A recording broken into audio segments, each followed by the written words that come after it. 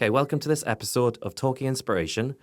Okay, in this episode, I'll be talking to Jamie Hardesty, who's Director of Communications and Ecosystem Development at Sunderland Software City. He's also editor of the Newcastle Tech Digest, and he's also hosted events such as Tech Next, which help highlight what's going on in the Northeast tech scene. Hi, Jamie.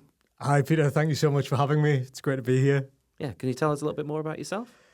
Yes, absolutely. So, born and bred in Newcastle, stayed here for university. After I left uni, I got into the startup world. So worked for an ed tech scale up. But I've always been passionate about being a writer, being a content creator. So studied journalism. Reported on the sort of the Northeast business news scene, the tech landscape, and I got really passionate about startups, accelerator activity, and entrepreneurship and innovation in this part of the world. So yes, I'm in comms in my day job, but equally I write a lot, as you say, about all things tech happening across the north, but especially in the Northeast. So. Yeah, it's probably me in a nutshell, I think. Yeah, because there's so much going on in the Northeast. I think from the Newcastle Tech Digest, I've found out so much that's going on. I tend to know a few things, but I learn a lot more from that because there's so much going on, and it's nice to sort of have that weekly roundup of what's going on and, what to expect. And it's great to follow companies that you've read in a previous issue do well and succeed in future ones as well, which has really been great to see. Yep. No, I agree with that. So I'll always be the first person to, champion what we have, which is great in the ecosystem and the sort of the stuff we should be proud of. But equally, I'd be lying if I said we didn't have our challenges as well. And I think it got to the point where I was the same as you. I was looking at things and thinking, wow, there's some great stuff going on.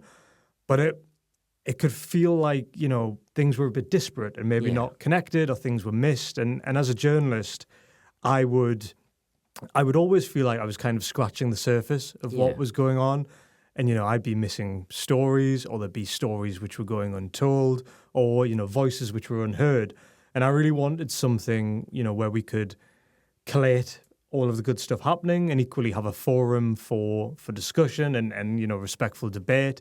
And it's, I think we're on approaching 270 issues, 4 to 5 years now. So it's got a real recurring retained audience where people do care and they are curious, and I think as long as we have that kind of that inquisitive and kind of thirst for kind of what's happening in the scene, I'll keep it going. So I'm glad it's serving a small purpose at least. It is, and it helps encourage other people to share. I know it's helped me. I've been mentioned a couple of times in it myself, and it's just kind of nice to sort of have those names and go, I know that person, and follow that journey. But then to also see, like in the small ways, I've been sort of highlighting what's been going on and sort of see that mentioned as well. It's like it just reaches more people. It gets those voices out there, like you say, those unheard voices get heard that way. Yeah, well, yeah, exactly. People like yourself who do a great job in the ecosystem. I think it's worth, amplifying that and making sure people know about it so they can, be connected, be informed, be inspired, and hopefully, it serves that purpose, I hope. Brilliant. Yeah. Excellent. Cool. Okay,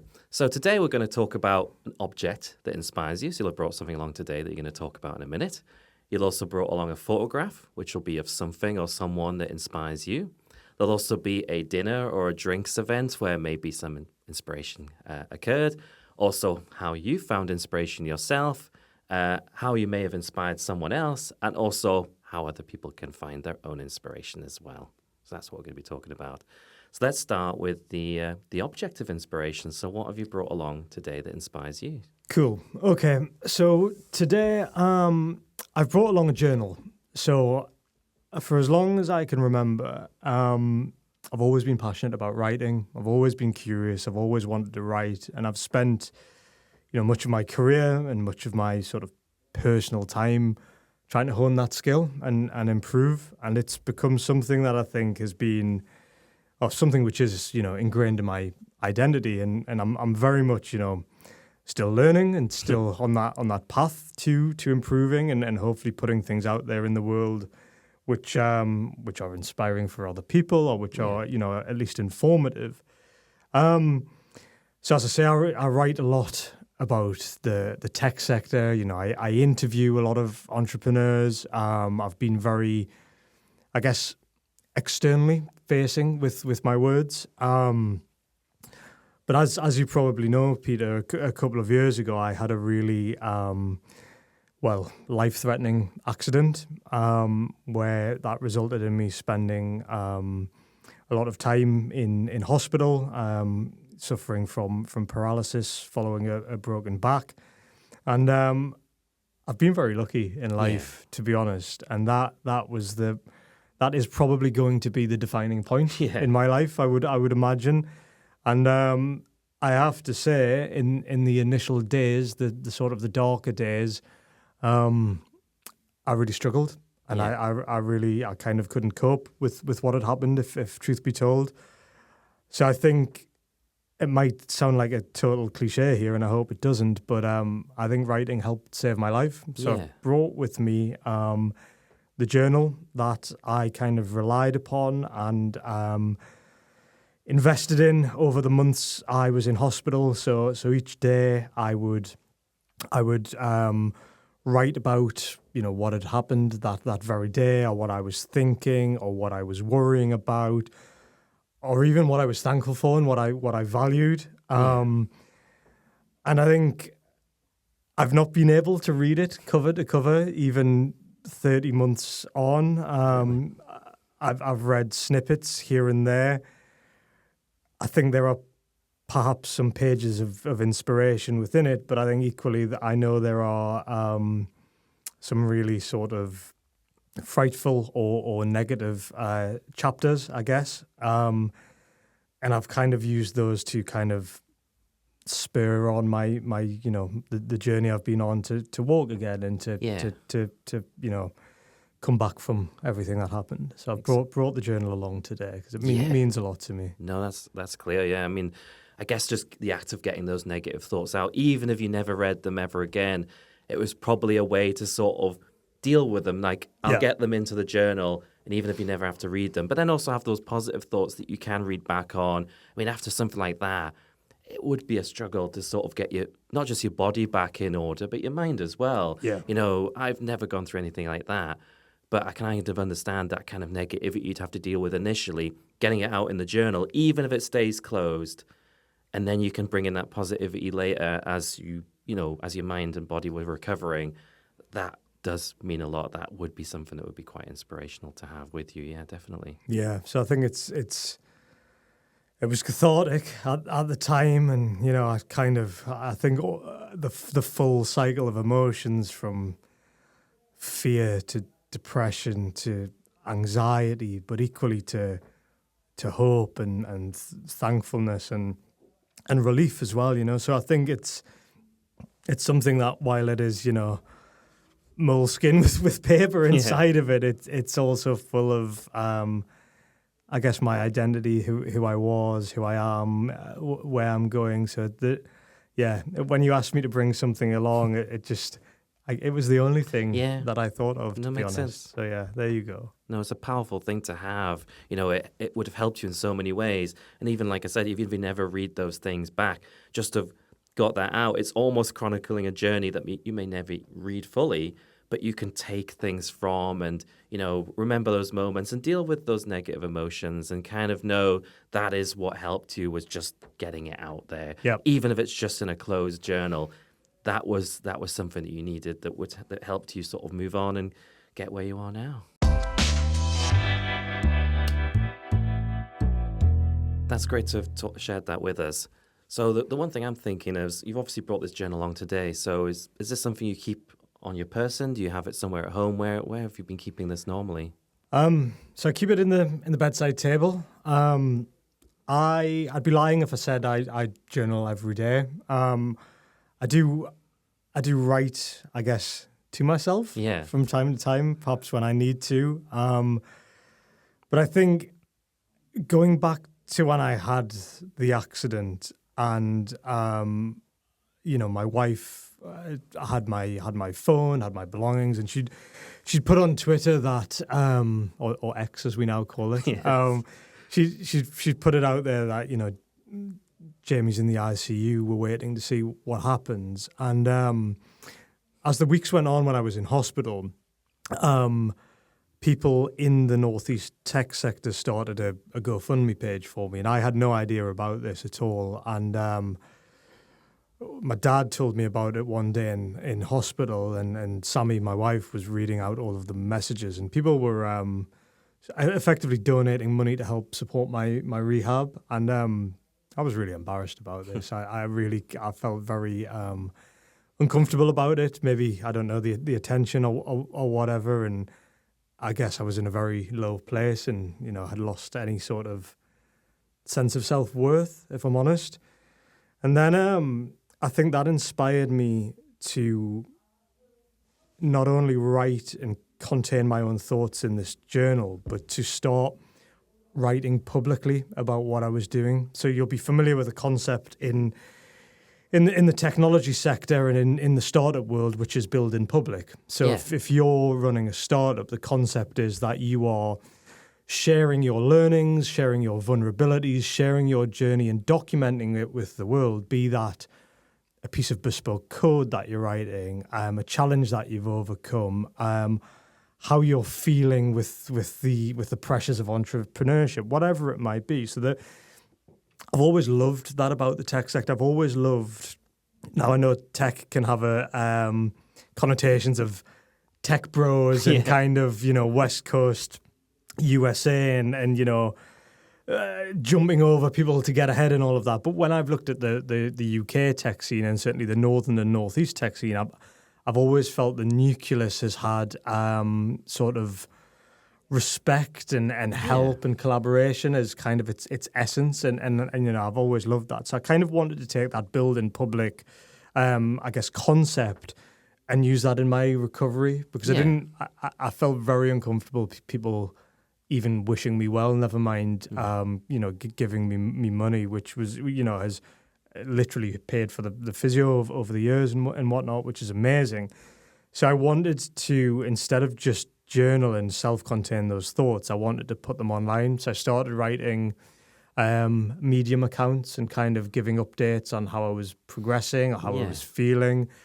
All of my rehab, be it hydrotherapy in the pool or in the physio center or just trying to stand up out of the wheelchair, I would put that on the likes of Twitter and Instagram, and I would feel that I would get the buoyancy of people commenting and saying, Jamie, this is amazing, keep going, and that meant a hell of a lot to me. And equally, I guess the positivity, Peter, of social media is I was able to connect with people around the world, and people would email me or they would send me voice notes or WhatsApp messages telling me about their stories and their adversities and kind of asking me questions about rehab. And Jamie, I noticed you did this, or I noticed you did this movement, or you're clearly doing this with this apparatus.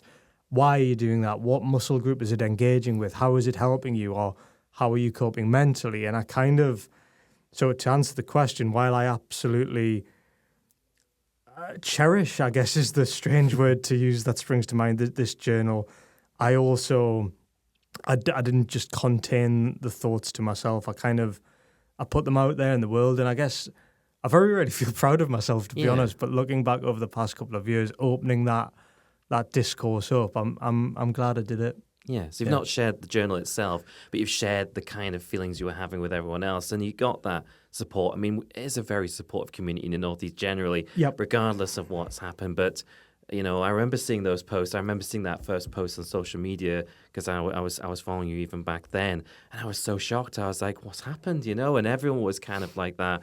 And it was just good that you were open like that because not only did it help people see how well you were doing and follow your recovery, but it was helping other people who were further down that road or had a similar situation to see this is the direction. And that gave them something as well, So so even though the journal itself, I'm guessing you've probably not shared and no one's read it, you did share a lot of things openly in a different way. I think there are, there's certainly elements of the journal which I've kind of touched on publicly.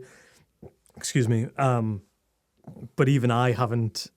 I think, if I'm honest, some of the pages I've maybe started to read and then couldn't quite read because it was difficult. But I think maybe one thing I've learned is everyone, to some extent, has some sort of trauma, Yeah. be it recent or be it maybe secondhand or long term or whatever it might be. And I think, despite it being an incredibly difficult thing to deal with, it's also something that maybe unifies us as well. So you know, my trauma will be completely different to yours, to the next person. But I think if people can talk and have some vulnerability and support one another, then hopefully it's kind of, perhaps to use another cliche, but you know, making good of something bad. Yeah. Maybe. It's turning something that's happened in your life. It might be any kind of thing that's impacted someone, and being able to turn that into a positive, you know, overcome that initial negativity. That's really going to help someone as well to know, you know, no matter how bad things are getting, you can always be more optimistic. And it shows how supportive people around you can be. Even people you don't know will group together and support someone, you know, who's going through a trauma or whatever.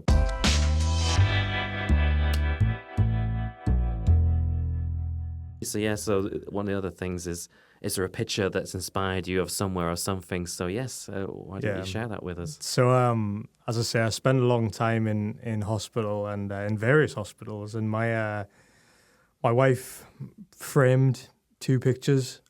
We'd got married a few months beforehand, so there was a nice photo of the 2 of us from our wedding day. But she's very smart, my wife, which I'm very lucky to be privy to that smartness. And she gave me this picture. So this is a picture of the 2 of us at the top of Kilimanjaro. So a few years ago, while people might know that I'm a massive tech geek and kind of regional advocate, a big part of my identity has always been in sort of the outdoors and kind of exploration, adventure, fitness. I've always been into sports since I was a kid, but my 2 main things were being part of a running club, shout out Gosforth Harriers, and being a hiker as well. So we've hiked, you know, we've done all of the big UK summits over and over again. We've done hikes in Europe, Asia, and then a massive,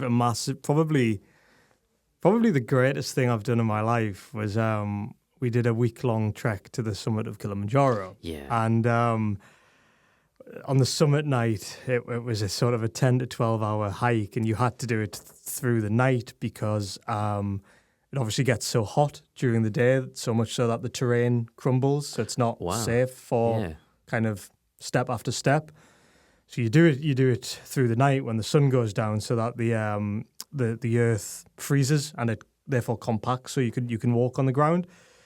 So at about 7 a.m. when the sun was rising, we got to the top. We got to the top of the mountain, and I actually I proposed to her on the top. Oh, that's wonderful. And with oxygen levels depleting and nowhere to run, luckily she said yes, just to get off the top of it. But and I think the reason she printed the picture out and put it by my bedside was when I had the accident and I lost all sort of sensation and mobility below the hips. And because of the extent of the damage to my spinal cord, the big fear was, and the uncertainty was, the likelihood of not walking again. Yeah, of course. And I mean, very luckily, after a couple of months, a big toe flickered. After 6 months, I stood up. After a year, I took some steps with a Zimmer frame. So, excuse me. So I think she very wisely she knows that she knows that I work hard, and she knows that I needed some inspiration, some visualization, or some reminders, I guess, at least, of kind of where we've come from and you know where the goal would be to get to again. And look, I mean, walking from one side of Northumberland Street to the other is a challenge. So getting back up the highest mountain in Africa might be a bit too ambitious. But it was such a moment of happiness and such a, I guess, something I'm really, really passionate about, and something I think that she knew would, you know, make me focus and not give up.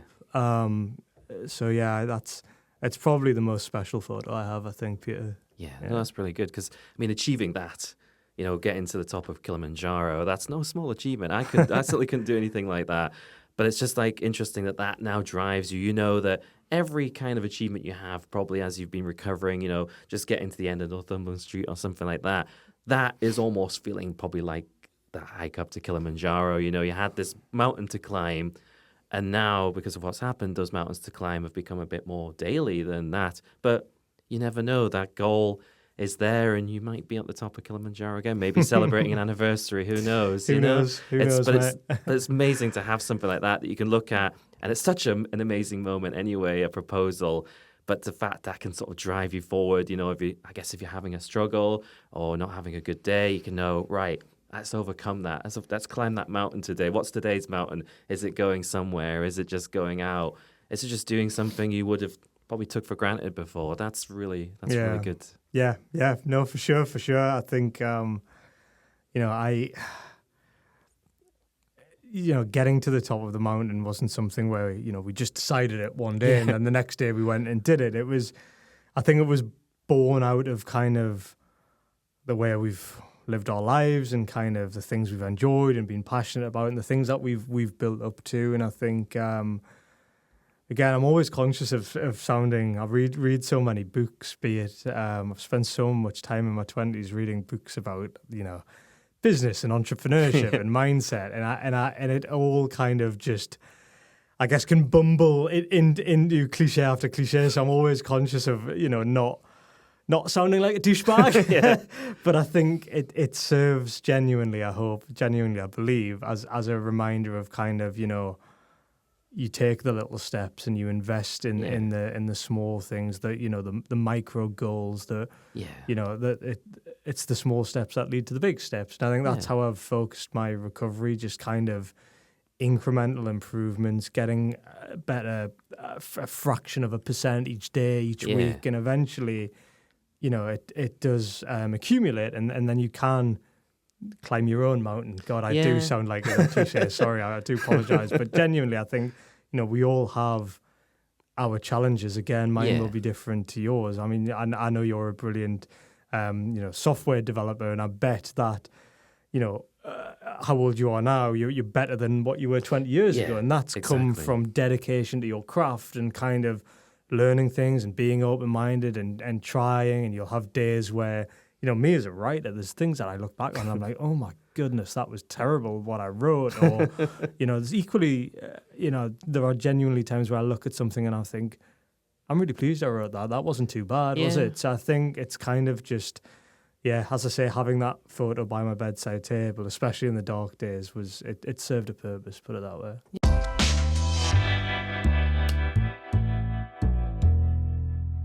I mean, those little wins, I know what you're saying. Like when I was sort of learning to be a software developer, those little wins, just getting something to work, just getting something to happen. Yeah, it's buoyant, isn't it? It gives you that sort of push to do the next thing and the next thing. And you've climbed a literal mountain, but you've also got those business, those metaphors as well for kind of going step by step, because those little wins will take you much further. Because often when you hear successful entrepreneurs talk, you realize they've gone through those little phases. You think, they just got successful overnight. And then they tell you all the things, all the decisions, maybe things they took the wrong path.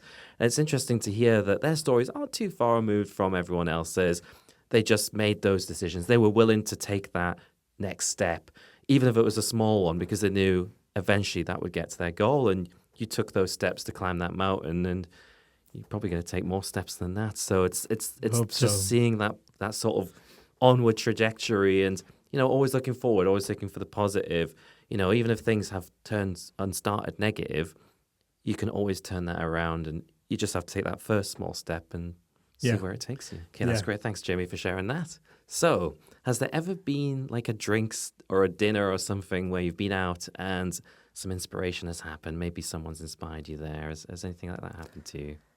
Yeah, so I think this is where I've been, really lucky in life, where I love being a journalist. I love meeting people. I love meeting interesting people and being inspired by them. And it's almost like having, like a front row ticket to different concerts or different bands that you like, and being able to be kind of privy to the music. So don't get me wrong, I've interviewed a lot of dull people, boring people, disingenuous people. And, there's times where I've written articles that have probably reflected that. But I've always felt with the tech sector and meeting entrepreneurs and meeting people with genuine fire in their belly to add value and do something creative, do something innovative, that's really inspired me. Genuinely, it really, really has. And I think that's why I left sort of B2B journalism, sort of sector agnostic, to really doubling down on the tech sector as a vertical. So there are many entrepreneurs in the Northeast where we've done traditional, I've gone in their office and interviewed them, or I've done open dinners and we've talked and I've written it up, or we've done roundtables, or I've had people on stage. We had Atif, the Wutzano founder, at the TechNext Festival in the summer. His journey was really special. His commitment to the region and his kind of vision for growing a global company from North Tyneside, that genuinely inspired me. Yeah. But I think, I understand the nature of the question. Like a drinks thing, you might expect it to be, a glass of beer or wine in a pub setting or restaurant setting sort of thing. But actually, if I'm really honest, again, to go back to hospital, I was in the third hospital, and the setting that I was in, I'd had a little bit of movement in a toe, but the kind of the weeks had come and went, and kind of progress had plateaued. Yeah. And the realities of being disabled and the fear of not being able to walk again, and therefore having a feeling like I would have a door closed to some of the things that I was incredibly passionate about, again, to go back to my identity, was really starting to break me. And I had one night in hospital. So basically, in the hospital that I was in the centre of it, there was a Costa Coffee, and I used to take any opportunity I could to get off the ward, and I didn't have the strength to sort of push myself in the wheelchair, so a visitor would basically take me. So one night, my wife took me, and for the first time in my life, I completely broke down, and I just totally lost it, and for the first time in my life, had I guess what would be either a panic or an anxiety attack, and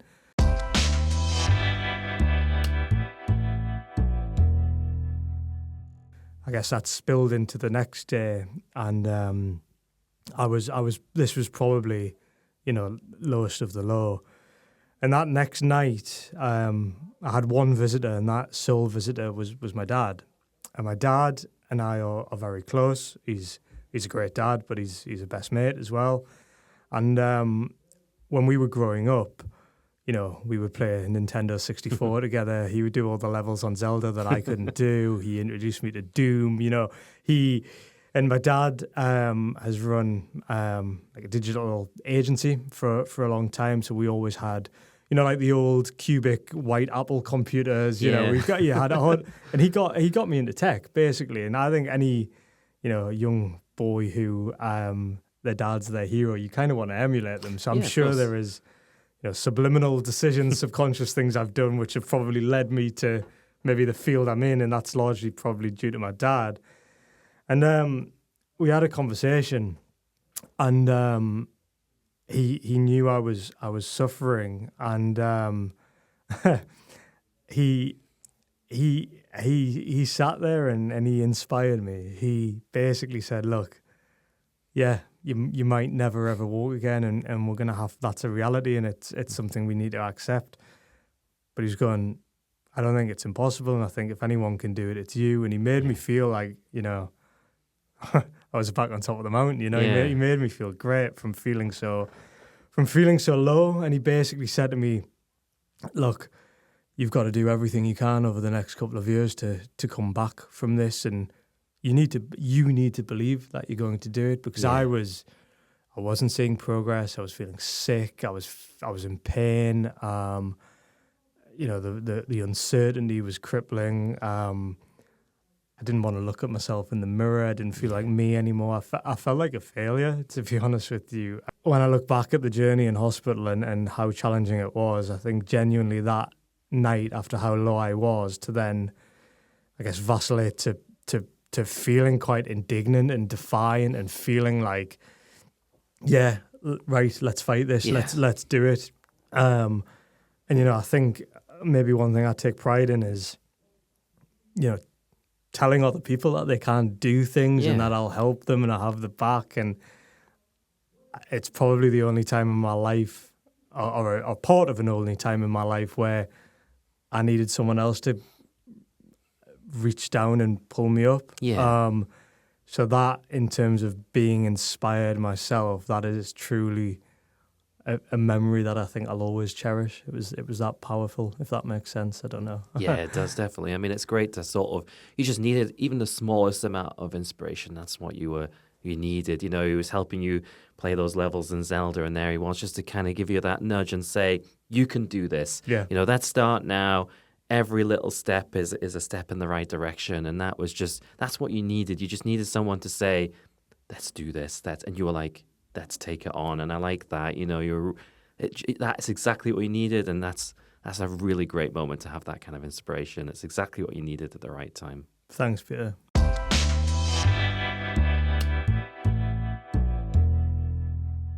So we've talked about how you've been inspired and how people have inspired you. Is there a moment where you've inspired someone else? I think this is a good question, and I really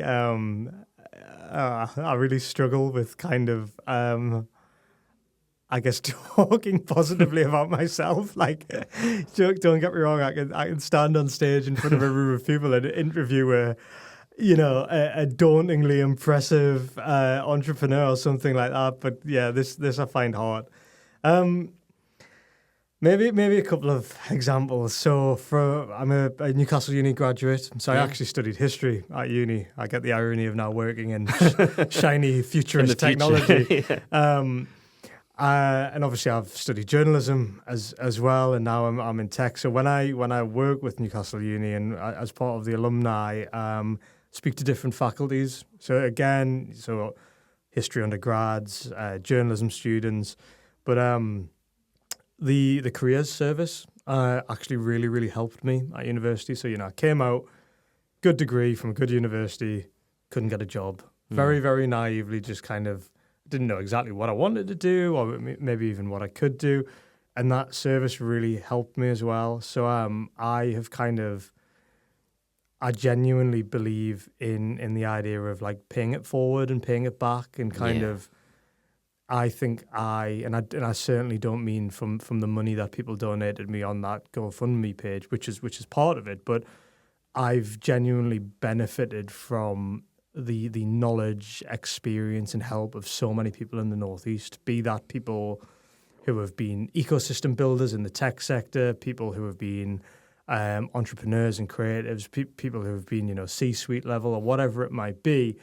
So I really, I do believe in kind of like, putting my money where my mouth is and walking the walk. So I'd go back and do that. And I've had various comments, which have then turned into relationships and contacts over the year, where I've, I guess, become a mentor for others. So I think that's something that I cherish. I guess away from the lens of the sort of the region and the sector, when I started posting these public rehab videos on social media, and when I started writing about dealing with trauma and mental health, I think one thing that shocked me was the amount of messages that I would get. So I would get general messages on, say, like a post of maybe me trying to swim, for instance. Yeah. And I would have people saying, I can see you working hard. This is inspiring. Keep it up. And I would love that stuff, and that would fuel me to, keep going. Yeah. But I had one guy in, funnily enough, actually in Silicon Valley. So from the tech world, but then I guess permeating my personal life. And he'd, in true Silicon Valley nature, he'd fallen out of an avocado tree, which sounds, you wouldn't get that in Gateshead, would you? No, you wouldn't. And but in all seriousness, he'd fallen out, and he'd broken his back, and the extent of the damage wasn't as severe as mine, but it was he was impaired, put it that way, and he'd basically emailed and said, look, I've been following you on social media and I've seen these videos, but actually I've started reading your words as well. I didn't realize you were a writer. And he said, honestly, this the commitment that you have really, really inspires me. And I started realizing there's a guy called Chris Owens, who I'm sure you know, who Northeast photographer, who runs the Pattern Networking event. Yes. Chris is typically, like a lot of people in the sort of the Newcastle kind of business community, he's just a really good guy, really authentic. And I put a post out on Instagram where I'd finally got to the point where I started having a bit of self-worth again. And I wrote this post and shared these pictures and these wins of my rehab.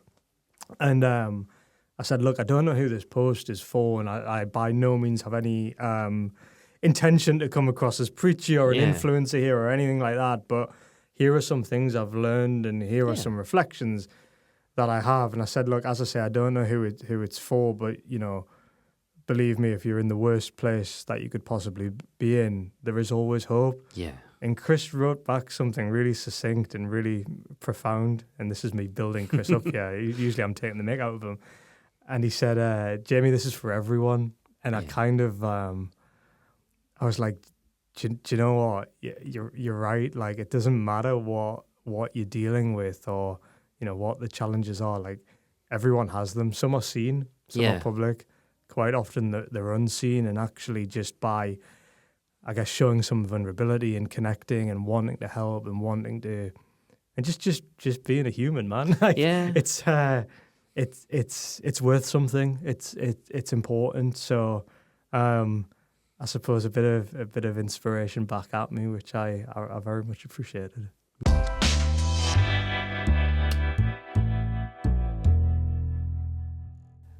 So we've obviously talked about a few ways that, you know, people have inspired, you know, obviously your journey and the things that have happened, but also, like, how do you find inspiration generally? Like, say now, what's your source of inspiration these days? Yeah, so I think, you know, I guess I've talked a lot about myself and the journey I guess I've been on, and then equally talked about tech sector a bit as well. And I think through the lens of the tech sector, there's probably two things. So I will say this: I am never, very, very rarely, probably never the smartest person in the room, but I am usually, or what I try to be, is the most well-prepared person in the room. So if I'm going to go and interview someone, or I'm doing a tech event or whatever it might be, you know, I always think the more I do my homework, the more I'm prepared, the better this will be. Or certainly it'll, you know, the audience will get, you know, what they deserve. So I'm finding inspiration. I read a lot. I listen to a lot of audiobooks, but I've read stuff on, you know, Anne Handley's Everybody Writes. I read a lot from Guardian writers, for instance. But then in terms of tech sector and building startup communities, a lot of Brad Feld's work from what he's done in Boulder, Colorado. And equally, all of the kind of the stuff that you would see like in the sort of self-help or entrepreneurship or psychology kind of section of like a W.H. Smith's. Like, they've all got the same bland white covers, but the chances are, you know, I've Atomic Habits, you know, James Clear, things like this. I've read all of it, Simon Sinek stuff, and it's all great. And I think it's all, I've taken learnings from all of it, and I've challenged parts of it as well. And I think it's important that with anything, you look at the historiography and you look at kind of what books are telling you, and rather than just take them take them as gospel, you take them with a pinch of salt. And you pick out the bits that you like and you disregard the bits that you don't. You know what I mean? That makes sense. So there's that. And then equally, I think I had a bit of an epiphany a few years ago where I kind of thought, I need to stop doing this. I need to go back to just reading fiction and reading novels and reading how other people write. You know, like, you've got great writers like Irvin Welsh who write in their own unique ways, right? There's, you know, it really pees me off when people say, you must write like this, or you mustn't write like this. And so I think I've absolutely been a sponge for all of the kind of the non-fiction teachings and learnings style books. But I think I think I had an over-reliance on it. I think I started you lose that essence of fun and creativity, and that's the stuff that is the bedrock of innovation, right? You know, curiosity. And where better to get curiosity from than, you know, go and read Tolkien. Like, you know, if you want to succeed in business, you don't have to read all of those bland white cover books, right?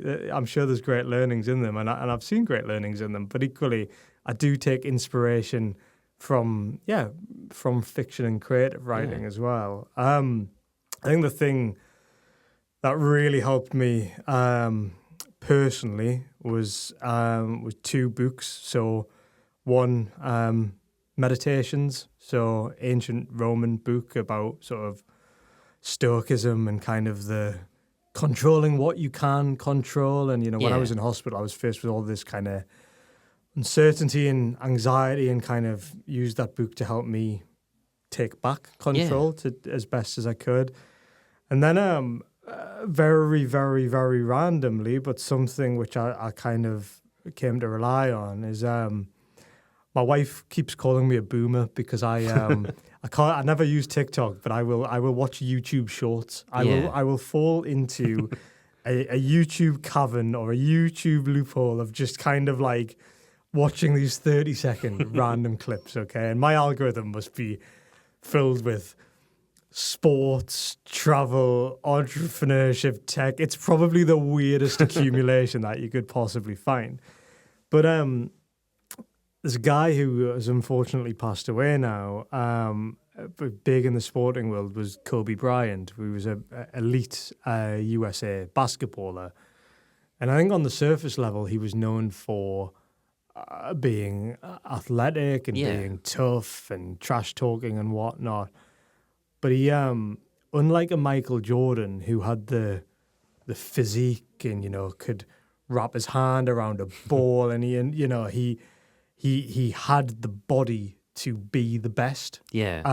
A bit like in, you know, football, where you've got the people who are you know, the ripped kind of six pack and the muscles, and they have body fat percentages of 2%, and they would never drink a lager in a million years. But then I think the athletes I respect are the ones who, you know, maybe don't have the body for it, but they squeeze every last drop out of the body that they have, out of the mind that they have, or the background that they have. And Kobe was someone who, he was unrelenting in kind of the little things, the increments, the getting better each day, the dedication, the mindset. And I started being really, really inspired by his videos and his words. And, you know, I'm not a natural basketball fan. I've probably got into basketball on the back of his, I guess, words about life. And that's it's kind of, there is this, I'm a sucker for like cliched like American movies and, you know, the Rocky movies, for instance, you know, stuff like that. Bit daft, but ultimately it kind of gets you pumped up a little bit. Yeah. And there's a Kobe video which I watch it, or I listen to it before my first gym session of the week, before my first rehab session, and it's about 10.5 minutes long, and it's kind of, he's just in your ear, quite sort of saying, you can do this, you can do that, you must believe this, must believe that. And I get it, that stuff can be a little bit maybe toxic or intimidating for some people. And so this is not me sort of cookie cuttering saying this will help everyone. Yeah. But it was just something that I stumbled upon on a YouTube short one day where I was really low and needed that hand up, and kind of, I suppose those words and that journey and the respect that I sort of started to have for the guy then kind of lifted me up. And so a very random one there, Peter. But I think to bring this full circle, I think in terms of finding inspiration, it's reading things, you know, accepting you don't know everything. So go and, you know, if knowledge is free, go and get it. Exactly, Talking to people, you know, there's a great Anthony Bourdain quote where he talks about, you know, go and have a beer with someone who has different views to what you have. We're all human beings, you know. Go and speak to someone, learn from someone. So I think absolutely doing that as well. And I think ultimately you can inspire yourself as well, you know. And this is something that I'm maybe trying to learn right now. Definitely think I'm still recovering and still trying. But I think the more I can kind of talk to other people and connect with other people, hopefully the more that can kind of come back to me and validate me and who I am as well. So, yeah, I think there's different ways you can find inspiration. Exactly. It's like you can sort of take the things that mean the most to you. It might be, you know, it was being inspiration by Kobe Bryant, for example, for yourself, but it could be something completely random for someone else. You know, you might find it on a YouTube short or whatever. You take the things that matter to you. You find that thing that you're looking for that gives you just that extra push, that extra bit of motivation to take that first step or to take that next step and keep going. Because sometimes you do just need something to kind of, you know, you might be feeling a bit low that day, or you just kind of need a bit of motivation and listen to a bit of powerful music, or you listen to something, you know, a podcast that you like or whatever. Just kind of overcomes that little hurdle that you had. And then once you go in, you can keep going to the next step and, you know, hopefully go on from there. Yeah, for sure. That's great, Jamie. Thank you very much. Is there anything else you'd like to share before we finish? Well, just thank you for having me on. And, you know, obviously was really happy to be asked, and obviously have a lot of respect for you and what you do in the sector and in the Northeast. And quite conscious that I've spoken a lot maybe about myself today. But just, I guess, to maybe bring it back to where we started, I think like you, I'm really proud to be from the Northeast and to work in the Northeast tech sector and hopefully add a little bit of value there. And I think you know, today we've talked a lot about people and communities and connecting and giving back, and I think that's probably maybe the superpower that we have here in the region. So certainly if anyone is looking to start a company here in the region, or is looking to maybe get into the tech sector, or has an opinion as to or an idea as to how we can improve some facets of what's going on, I'm always, you know, open to that and willing to have the conversation. So yeah, please get in touch if people would like to. Yeah, because it's like you can highlight what's going on, you know. It's like things don't happen in isolation here, you know, thanks to things like the Newcastle Tech Digest and the way you can share what's going on here. We've got Tech Next, which is a major tech festival where lots of things are going on in the Northeast, and also bringing people here as well to talk about subjects that, you know, people might be surprised. You know, we've obviously got AI, we've got, you know, robotics and all these kind of things. We know there's a lot of innovation happening here, and there's a lot of innovation that could also happen here as well. And it's just like, it's been great to sort of grow up in this region and see it change over time, and to see this thirst and desire, and the skills are here. You know, we can retain people in the Northeast. We can build up tech companies, you know, not just your companies like Sage and those that people have heard of, but also that next company, that next big company you might hear of might be from here. And that's what I like. We've got that sort of, we're building a foundation. It is. I like that. Yeah. We've got a lot going on here, and it's kind of our job to kind of highlight that, I think, and I like that. Yeah, me too. That's brilliant. So that's great, Jamie. It's been really great to have you on today. So that's been another episode of Talking Inspiration, and you can listen to us wherever you listen to your podcasts, or you can check us out on social media as well. So that's been Talking Inspiration.